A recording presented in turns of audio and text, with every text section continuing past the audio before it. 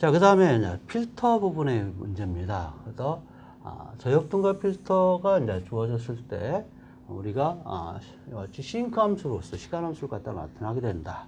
자, 그랬을 때 최수가 되는 지점은 어떻게 되겠느냐 이런 얘기를 하고 있죠. 그래서 싱크 함수에 대한 최수 지점은 어느 지점인지 우리가 표현하는 방법.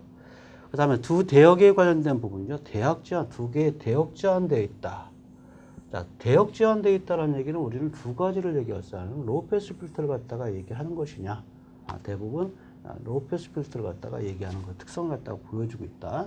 그래서 이 부분을 통해 가지고 우리가 푸리어 변환을 했을 때 최소 주파수가 어떻게 되는지 컨볼루션을 통해서 나타낼 수 있는 방법입니다. 시간 영역에서의 곱은 주파수 영역에서의 컨볼루션이다 라는 것을 얘기할 수 있겠죠. 그래서 컨볼루션이라는 개념을 갖다가 여러분들이 익혀주는 것이 좋겠다라는 말씀 드립니다. 그 다음에 수신 신호가 이와 같이 신호하고 잡음이 이와 같이 부가적으로 되어 있을 때 그 성분이 다음과 같은 형태로서 되어 있다.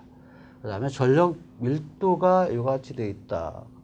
자, 잡음 전력 밀도 여기 헤르츠가 들어가 있죠. 그렇기 때문에 전체적인 전력은 여기다가 대역풀 갖다가 곱해버리면 결국은 전체적인 잡음 전력이 나온다라는 얘기를 할 수 있겠죠.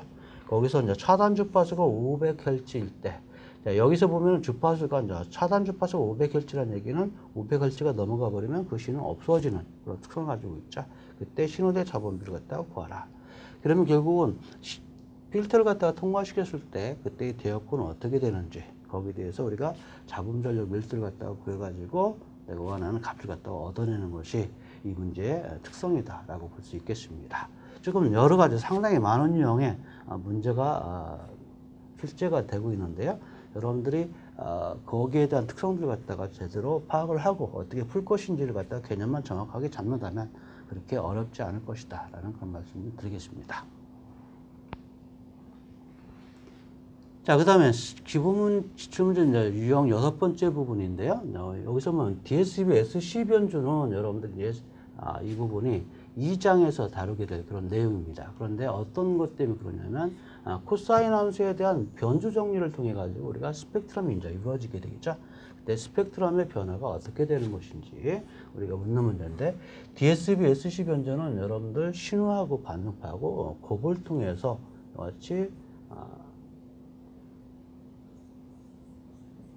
계산을 하게 되죠. 그래서 신호하고 반응파를 곱을 통해서 나타나게 되는데, 사인 함수가, 코사인 함수가 있기 때문에 어찌 임펄스 함수를 통해 가지고 높은 주파수로 변화시켜주는 그 변화를 갖다가 나타나게 돼요. 그때 전력 변화이기 때문에 여기 스펙트럼과 전력 변화이기 때문에 그 특성이 어떻게 되는지 좀 살펴보는 부분입니다. 그래서 이 부분은 1장하고 여러분들 2장하고 같이 연결되어 있다라고 볼 수가 있겠습니다. 그 다음에 시간 영역의 신호를 갖다 주파수 영역으로 우리가 주파수 영역 XF에 관한 설명 중 옳은 것은 그랬죠. 그래서 시간 영역 신호하고 주파수 영역 신호에 대한 그 특성을 갖다 설명하는 문제입니다. 푸리에 변환 근거로 옳지 않는 것은, 그래서 푸리에 변환은 여러분들이 기본적으로 할 줄 알아야 된다라는 말씀 좀 드리겠고요. 또 하나의 성질도 들어가 있습니다. 그 다음에 이같이 우리가 어떤 푸리에 변화를 통해 가지고 우리가 계산을 하게 되는데 서로 XF하고 XT 관계를 통해 가지고 우리가 X0는 어떻게 되겠느냐 이렇게 이제 물어보는 그런 부분들이죠. 결국 이제 면적에 해당되고 있는 그런 부분들입니다. 그래서 이 부분을 통해 가지고 주파수에 대해서 푸리에 변환을 했을 때 그 특성과 그 다음에 전체적인 면적에 관련된 부분과 어떤 관계가 있는지를 갖다 살펴보는 그런 문제입니다. 따라서 이거 같은 경우는 푸리에 변환 성질에서 나온다라는 것을 말씀 좀 드리겠습니다. 자, 그 다음에 푸리에 변환 성질 중 옳지 않는 것은, 그 다음에 코사인이 주어졌을 때 YT는 어떻게 되느냐. 로우패스 필터를 갖다가 통과시켰을 때 통과대역 이득은 2다. 이와 같이 했을 때 필터를 통과시키면 어떻게 되겠느냐. 이런 얘기죠. 여기서 중요한 부분은 필터를 갖다가 통과시킨다는 얘기는 어떤 XT하고 필터에 대한 부분을 컨볼루션을 통과시켜준다는 소리죠. 이 개념을 알게 되면 이 부분을 갖다가 시간형으로 계산하든 아니면 주파수 영역을 곱을 통해 가지고 계산하든 그걸 갖다가 여러분들이 적용할 줄 알아야 된다라는 그런 말씀 드립니다. 자, 그래서 우리가 이제 상당히 많은 그 예들 갖다가 제가 한번 묶어 놨는데요. 자, 이번 강의를 통해 가지고 여러분들이 상당히 다양한 형태를 갖다가 다루게 될 것이다 라는 그런 말씀을 좀 드리겠습니다. 자, 먼저 여기서 여러분들 지수 펄스의 푸리에 변환이다. 자, 이 개념은 상당히 이제 중요한 그런 개념을 가지게 돼요. 자, 왜 그러냐라는 것. 우리가 이와 같이 단위 계산함수를 갖다가 봤을 때 이걸 갖다가 우리는 어떻게 돼요? 직접 푸리에 변환을 하기는 어려워요. 그렇기 때문에 이걸 갖다 우리는 극한을 취해서 푸리에 변환이 이루어지게 된다 라는 그런 말씀을 좀 드리겠습니다. 그 이유는 바로 여기죠. 2의 마이너스 AT라고 하는 이 부분을 우리가 A가 0으로 가면 어떻게 돼요? 1이잖아요. 그래서 A가 이제 0으로 리미트 0으로 근사화시키게 되면 결국 이와 같이 단위 계산함수가 나온다는 얘기죠.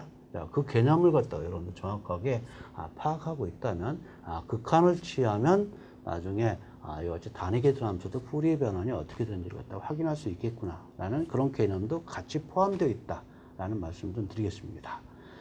자, 그 다음에 이 부분을 나타내기 위해서는 0이 마이너스 부분에서는 바로 UT 때문에 바로 제로가 된다는 얘기죠. 그 부분 때문에 0 이하에서는 값이 나오지 않고 있다. 이렇게 이제 생각할 수 있어요. 그래서 여기서 지수 펄스에 관련된 부분을 갖다 표현할 때 우리가 어떻게 나타나는지를 갖다 확인할 수 있는데요.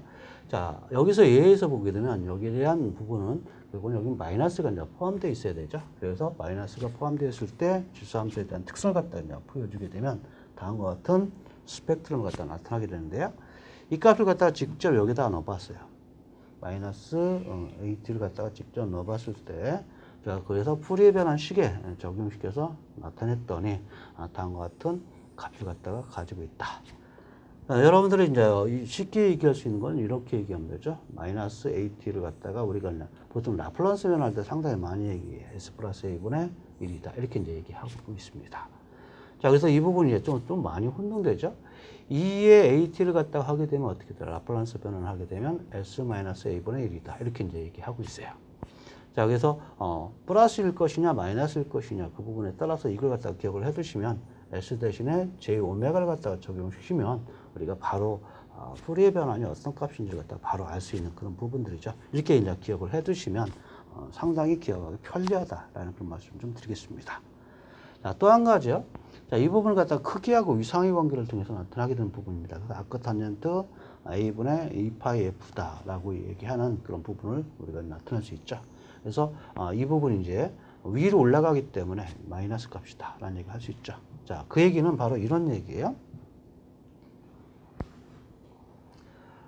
자, A 플러스 J의 2파이 F분의 1이다 이런 얘기죠. 자, 이 부분은 크기 A제곱 플러스 2파이 F의 제곱분의 1에다가 위상이 나타나겠죠. 위상이.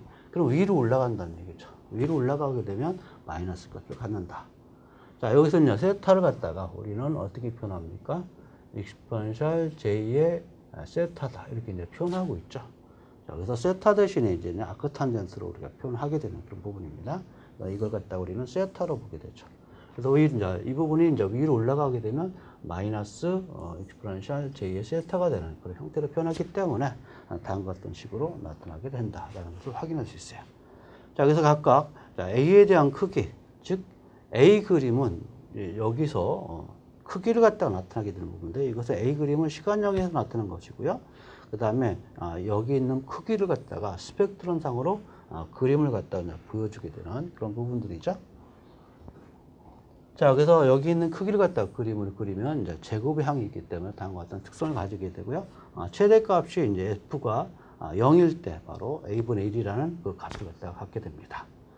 자, 그 다음에 위상값, 마이너스 값을 갖다가 가지게 되죠. 그래서 우리가 주파수가 증가하면 증가할수록 이와 같이 마이너스 값을 갖다가 갖게 되는 그 특성을 갖다가 그냥 보여주고 있다라고 보시면 돼요.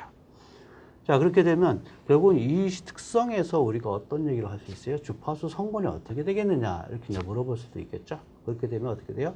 주파수 성분은 연속적인 항이기 때문에 주파수 성분은 무한계의 주파수를 갖다가 가지게 된다라는 얘기를 하게 됩니다. 또 한 가지는 2분의 파이에서 마이너스 2분의 파이로 위상이 이와 같이 변화가 일어나고 있구나. 그 중심에서는 바로 F 이퀄 0에서부터 이와 같이 플러스하고 마이너스의 위상을 갖다가 가지고 있구나라는 것을 확인할 수 있는 거죠. 그래서 여기서 이제 주소 풀이에 변한 부분은 바로 2의 마이너스 AT 부분, 이 부분을 갖다가 이제 푸리에 변환을 쓸 때 이 특성을 갖다가 보여주고 있겠고, 나머지 이 특성을 통해서 L 갖다가 우리가 0으로 같이 극한을 취하면 단위 임펄스 함수로서도 우리가 나타낼 수 있다. 이렇게 이제 생각하시면 되겠습니다.